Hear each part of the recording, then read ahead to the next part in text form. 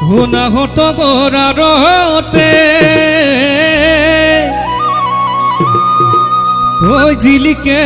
মোৰ জুনু খাইলা তোৰে মুখনি পদুম তগৰ ফুলিলে ঐ ফুলিলে মোৰ হেৱালি